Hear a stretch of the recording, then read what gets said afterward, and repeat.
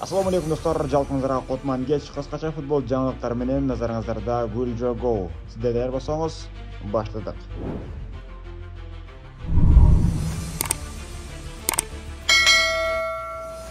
Кыргызстандын U14 өспүрүмдөр курамасы Өзбекстанга каршы ойнойт. Кыргызстандын U14 өспүрүмдөр курамасы Өзбекстанга каршы 2 жолдоштук беттеш өткөрөт. Оюндар 6 жана 8 декабрь күндөрү Ташкенттеги Өзбекстандын футбол базасында орун алат. Аталган беттештерге даярдык көрүү максатында башкы машыктыруучу Санжар Шаришевдин жетекчилигиндеги курама КФБнын футбол академиясынын базасында машыгууларды өткөзүүдө. Эскертейде турган болсок, Талант Кап турниринде дагы ушул U14 өспүрүмдөр курама командасы Өзбекстанга каршы беттеш алып барган. Ал оюнда эсеп 1-1 менен тең чыгуу менен жыйынтылган. Өзбекстан деп калды достор. Азыркы учурда Өзбекстан курамасынын көрүнүктүү жаш коргоочусу Абдукадыр Хусанов ПСЖга өтүшү мүмкүн. Бул тууралуу Foot Mercato жарыялады. Азыркы учурда коргоочунун трансфердик баасы 20 миллион еврону түзүүдө. Ошондой эле 10 декабрь кечесинде Кыргыз Республикасында футбол боюнча мыктылар аныкталат. Анда бир катар индивидуал сыйлыктар ыйгарылат. Алар Кыргыз Республикасынын мыкты оюнчусу, мыкты футзалчысы, мыкты жаш футболчусу, мыкты футбол машыктыруучусу, мыкты футзал машыктыруучусу, мыкты футболкасы, футзал боюнча мыкты калыс, мыкты уюм, мыкты футболдук клуб ушул сыяктуу сыйлык тапшыруу аземи болуп өтөт. Башкасын билбедим, бирок жылдын мыкты футбол машыктыруучусу деп бир гана наам белгилүү. Алда болсо Мирлан Эшенов деп ойлойм.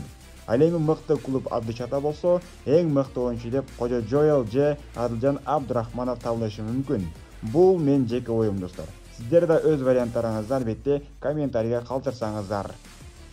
Азия элиталык чемпиондор лигасынын 6-тур алкагында Аль Наср өз үйүнө Аль Садты клубунун кабылдап 1-2 эсебинде жеңилип калды. Албетте, бул оюнга Криштиану Роналду чыккан жок. Аны башкы машыктыруучу Пиоли эс алдырууну каалады деп билдирет. Бирок утулганына карабай Аль Наср плей-офф басына чыккан.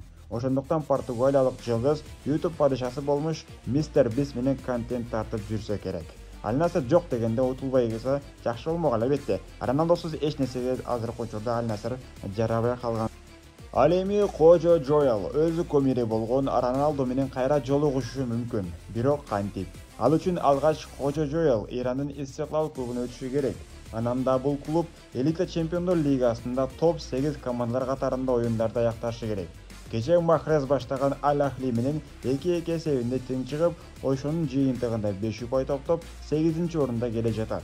Эгер топ 8 команда менен бүтүрсө, андан ары плей-офф же чейрек финалдарда Аль Наср менен кайра ойноп калышы мүмкүн. Ага чейин Кожо дагы Истиклалга келип калат. Кана Кожо, сага да ийгиликтер болсун. Ал эми АПЛда сенсация жаратып жаткан Ливерпуль Салах менен коштошот деген маалымат азыркы учурда актуалдуу темалардын катарында. Анткени бул тууралуу маалыматтар Ливерпуль менен Ман Сити оюнунан кийин айкын боло баштады. Оюндан соң Салах да берген интервьюсунда келишими боюнча төмөндөгү кеп кылды. Чынын айтсам, мен бул тууралуу ойлонуп жатам. Бул мен Ливерпуль үчүн Ман Ситиге каршы акыркы оюнум. Ошондуктан мен андан рахат алгым келди. Ошондой эле бул жылы АПЛды жеңебиз деп үмүттөнөм. Анан эмне болорун көрөбүз деп айткан. Муну угуп кырдаал алда канча курч экенин байкай алабыз. Трансфер порталы да Салахты ПСЖга 55 миллион еврого өтүшү мүмкүн деп болжолдошту. Эми билбейм. Азыркы учурда клуб кеткен соң Арн Слот Ливерпулду гигант командага айландырды. Мен деген МЮ, Байер, мен деген күчтүү МЮ, Байер, Реал Мадрид, Манчестер Ситилерде каршы көзүмдөй утуп алды. Бул оюндарда Салахтын кызматы өтө чоң. Эгер Салах кетсе, Ливерпуль ушул динамиканы кармап кала алабы? Негизи эле Салах Ливерпулга керекпи деген суроону албетте сиздерге узаткым келди. Эми Американын аркы өйүзүнө өтөбүз. Американын аркы бетиндеги Месси да өз командасына таныштарын алып келди. Кече аргентиналык адис Хавьер Маскерано америкалык Интер Майами командасынын жаңы башкы машыктыруучусу болуп таныштырылды. Аргентиналык өз мекендеши тажрыйбалуу Жерардо Мартинонун ордуна келет. Азыр аз жерде коркунучтуу жагдай орун алды. Эсиңизде болсо, Фиорентина менен Интер 14-турдун негизинде беттештерин бирин өткөрүштү. Командалар талаада 15 мүнөт гана ойун алып барышты. Бирок андан кийин коркунучтуу жагдай орун алды. Белес жарым коргоочусу Эдуардо Бови эс үчүн жоготуп, кызында жыгылды. Оюнчулар аны камералардан коргоп, андан кийин футболчуну тез жардам кызматы менен алып кетишкен. Оюн дал ошол учурда токтотулуп, кийинкиге калтырылды. Бир канча саат өткөн соң Бои өзүнө келип, үй бүлөсү жана командалар менен сүйлөшкөн деп билдирет Фабрицио Романо.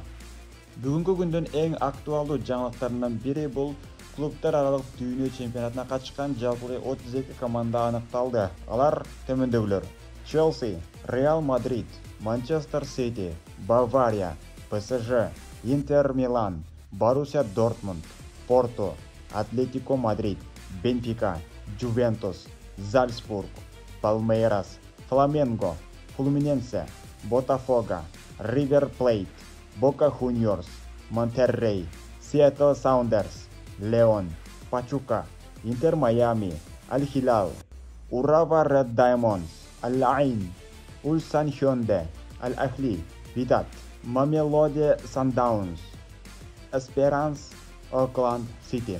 Достор, бүгүнкү күндө эң мыкты аталмыш Арсенал, Ливерпуль сыяктуу, ошондой эле Барселона сыяктуу командалар бул оюнга катышкан жок. Эмне себептен экенин өзүңүздөр комментарийга калтырыңыздар. Ошондой эле достор, Интер Майами бул клубтар аралык дүйнө чемпионатына эмне кылгандыгы үчүн катышпаган билгендер болсо, албетте комментарийга калтырып кетиңиздер. Мына ушундай кыска жаңылыктар менен назарыңыздарда күлжө гол болду. Эми кийинки эфирлерде көрүшкөнгө чейин аман эсен болуңуздар достор.